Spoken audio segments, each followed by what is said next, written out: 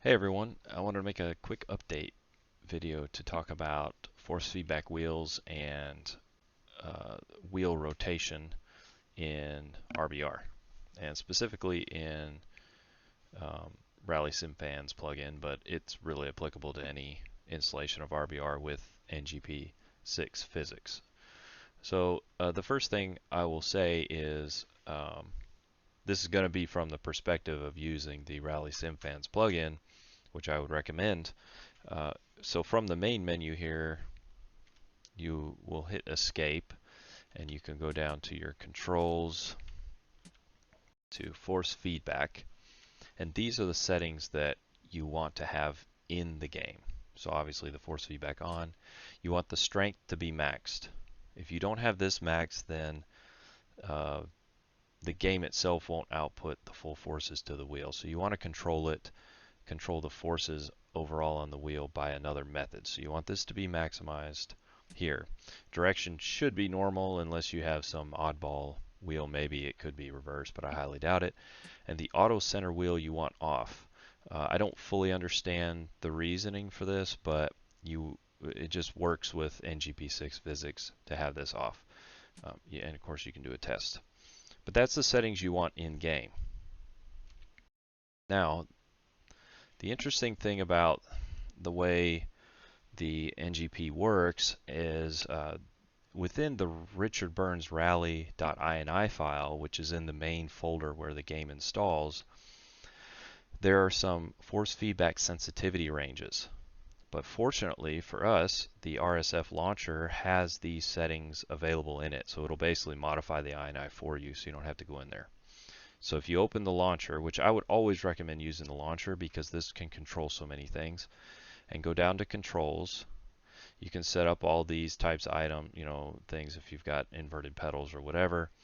And then down here is your force feedback settings. So obviously we're using force feedback. I'm not using adaptive force feedback. I don't really recommend this. You can try it. For some people, some wheels it may work. Some wheels it may cause, or PCs it may cause weird stuttering. So I find it just feels better with it off. It'll run both ways on my machine, but I like it better off. And then these are the three numbers I'm just talking about. So this is where you'll actually adjust kind of the range of forces. And this is going to depend on your wheel. I've got a Thrustmaster T300, so not a particularly powerful wheel. And so generally the weaker the wheel you have, the higher these values may need to be. And I'm going to post in the comments a Reddit post where someone kind of did a lot of testing on this, because if these numbers are too low, you will basically get dampened out effects everywhere, so you just won't feel enough. And if you have a weaker wheel, you need a slightly higher number. There's some explanation here.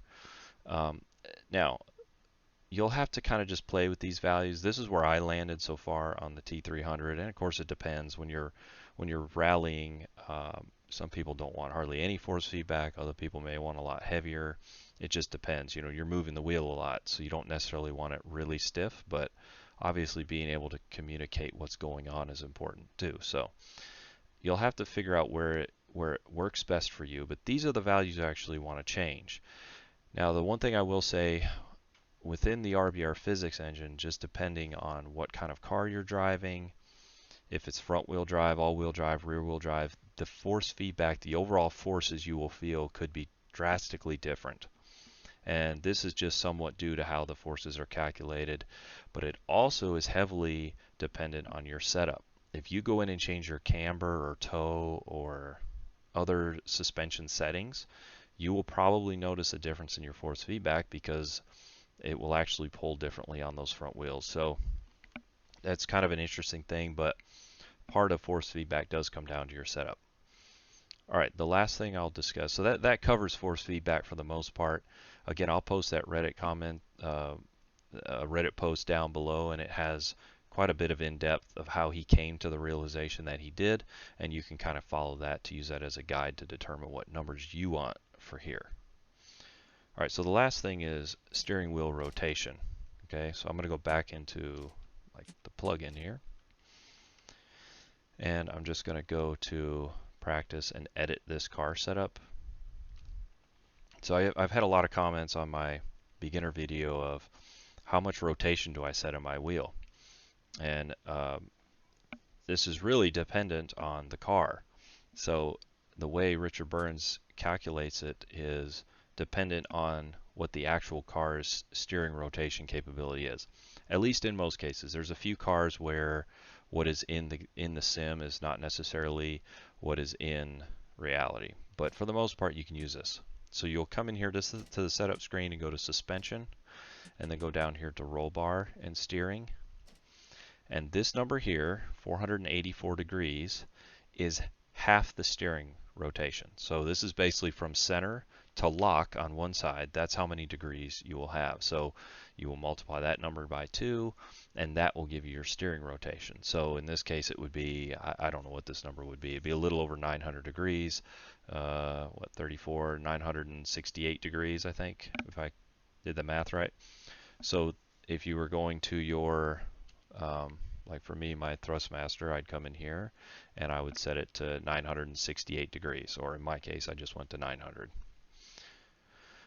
So that's how you will set that. And of course, each car will be different. So if I go in and pick like this Rally 3 car, actually, I'm not sure if this one may be one of the incorrect ones. No, it's not. So 283. So this is less than, or just over 540 degrees. So it's much lower.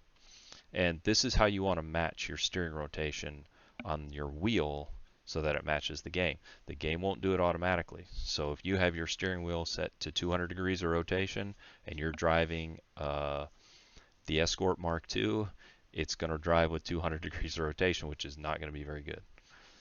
All right, so that's it. I just wanted to give you a quick update because I've had a lot of comments on that. Hopefully this helps. If you have any other questions or if I didn't answer something else, let me know.